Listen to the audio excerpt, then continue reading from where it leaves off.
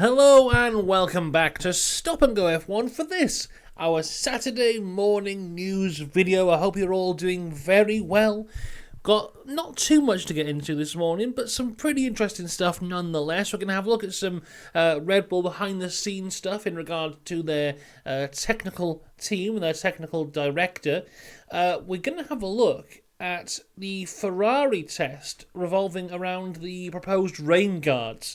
We've got some images from there which I think are quite interesting. Go have a look at that. News on the Red Bull Hypercar. And then also here's some general news of some upgrades which may be coming our way at the Imola Grand Prix. So, not as much as our usual Saturday morning news video, but still quite a lot to get through. So make sure you like and subscribe for all of that to come. And also, yesterday, a video went out on the channel all about that AI race that happened a couple of weeks ago that didn't go tremendously well. So if you want to check that one out, that one is on the channel, but it has been copyright claimed, so I will make no money from it. Watch it nonetheless, because I spent hours on that for it just to get claimed before it went out. There you go. Right, let's talk about some bloody news then, right? Firstly, Red Bull Technical Director Pierre Wache. Once again, never heard that name pronounced. You've seen it written down. Anyway, he's committed his future to the Formula One team after signing a much improved contract earlier this year.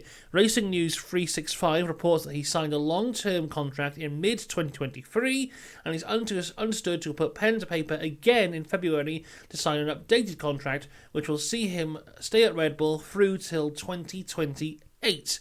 In doing so, he appears to have sent a clear signal to other teams because allegedly Ferrari were interested in seeking his services in 2023.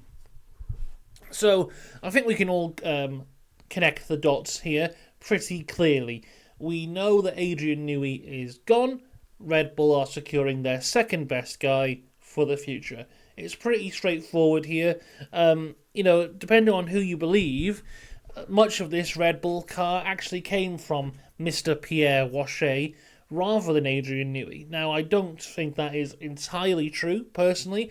I believe it would be more of a team-based thing, and of course everyone would have had input, but some are saying that Adrian Newey hasn't really been that much involved in this year's car. But it is based on an evolution from his initial car, so who knows what's going on there. But yeah, this Red Bull securing their future here. As one of their head guys goes, they're making sure the other one sticks around for quite a long time. So yeah, no big surprises there from Red Bull. Moving on though, let's talk about this. This is probably the most interesting story to come out this week, and it is these rain guards. So if you're watching on YouTube, here you go. Here's the image on the screen now. Now this has been discussed quite a bit over the last year and a half, because wet racing at the minute is so rubbish, because no one can do it. The issue mostly is tyres, not spray, I think, because the wet tyres are so slow that it's actually quicker to go on the intermediates in very heavy rain, but then they lack the grip and an accident is likely to happen. So the issue is finding the balance between the inters and the wet tyres. That's what's kind of stopping wet racing from being interesting. But the FIA have decided to go in a different direction. Instead of handling that problem, is they think that the spray is the issue. Now, of course, I do think spray is also an issue. And we can see that when visibility becomes awful if you're trailing a car in the wet. So these spray guards here are proposed to get rid of the spray from the water, from the wheels, sorry. There's a few issues with this. Now, some people are saying, oh, they look ugly. And maybe they do, yeah. To be fair, I don't think they look that bad. And there is another one here, which I think looks worse. With these holes in the side, I think that one looks a lot worse. And you can see how low down they come here as well. The issue with this, though, for me, is that spray from a Formula One car, the majority of it doesn't actually come from the wheels, it comes from the rear diffuser of the rain and the water being pushed through the car and out the back and thrown up. The actual spray from the wheels is a lot less. So if we see here this test, they had Arthur Leclerc in this car here, the brother of Charles Leclerc. He was in the car with the spray wheels on. And it was Ollie Behrman in the regular Ferrari behind. And there's this photo here, right? And you can see they've done nothing. These wheels have done absolutely nothing. So there's Ollie Behrman in the background, in the spray, just like normal. And if we zoom in, you can see off the front wheels, yes, the spray has been minimised, because you can see an awful lot more than usual. Yeah, the spray from the wheels has been minimised. But like I said before, the mass majority of the spray comes from the rear of the car and the diffuser. So that is still there and is still causing the issue that we have of too much spray. So these wheels, for me, they don't look good and they're not working. And also in terms of pit stops, I mean, what the hell are you going to do? I mean, I imagine this is a prototype and there'll be, more advanced versions or whatever. But let's say in the future this does come into play. How do you do a pit stop? Do you have to have a wheel gun that takes the front of this off, then you swap the wheels and that puts the front of it back on again? Because that'll be very, very slow and prone to issues. And then also, this is just for wet weather. Do we have to have these on the car all the time? Or is it when the rain starts, not only do you have to change your tyres, but you then have to put your wheel spray guards on, which will take about half an hour?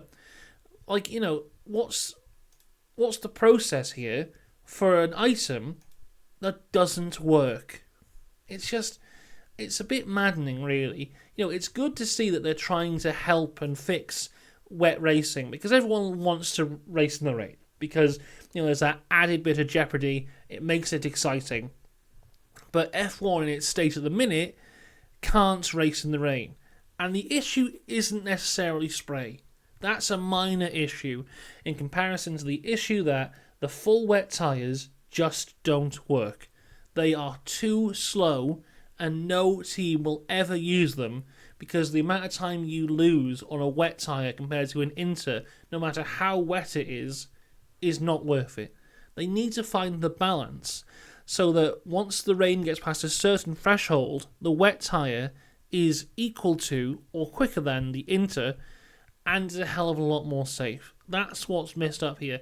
I think it was Japan a couple of years ago. Was it Japan 22? When it was really, really heavy rain and they started behind safety car and they forced everyone to start on the wets, full wets. And as soon as safety car went in, everyone just swapped it out for inters. Despite it being incredibly wet, everyone swapped it for inters just because the inter was a much faster tyre. So that is the initial issue that Pirelli need to fix. This is doing nothing. Nothing at all.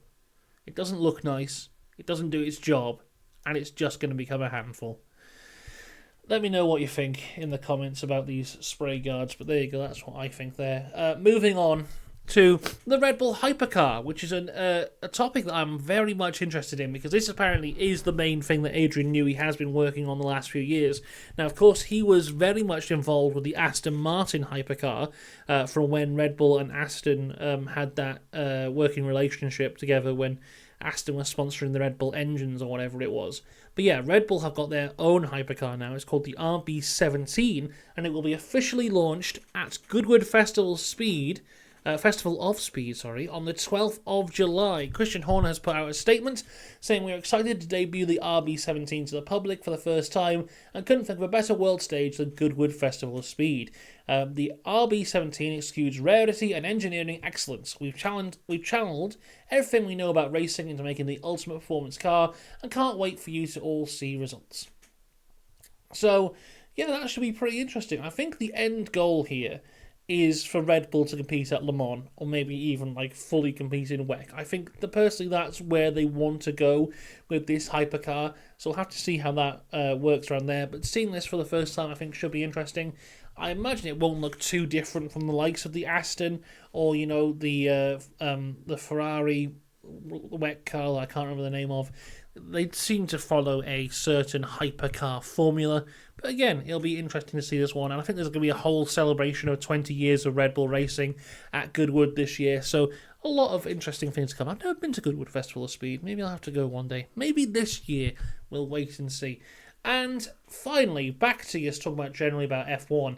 And that is that Upgrade Mania is coming up, it seems, in Imola. Now, this isn't too shocking. It's the first leg of the the first stage of the European leg of the season, and during the European leg is when you probably get the most upgrades, just because all the races are very close to the home bases of all the teams, so they can go back into relatively easily. Also, we've just had back-to-back sprint weekends.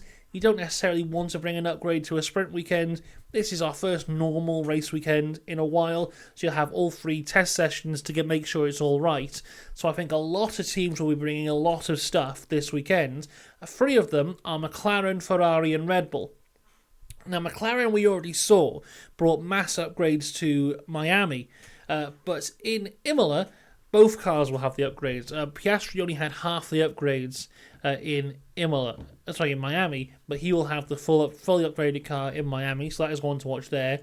Ferrari are also bringing their first major upgrades of the year to Imola, and they have actually been testing them this week at, I can never pronounce this right, Fiorano? Their little test site in Maranello. They've been testing them there on a, what they call it, it's like a shakedown media day type thing. So they've been getting images and stuff like that, so that's coming as well. Also massively rumoured is Red Bull to bring their first major upgrades to Imola as well. So I don't know what we're going to see in Imola from all these teams, but certainly could be interesting. Yuki Tsunoda has done an interview this week saying that he thinks that eventually the racing Bulls will be able to challenge the top 5 teams as well. So who knows, we could be seeing upgrades for them as well. But yeah, lots of upgrades coming our way over the next week, and that is very exciting. All the details on the upgrades will be in the Imola preview video, which will be on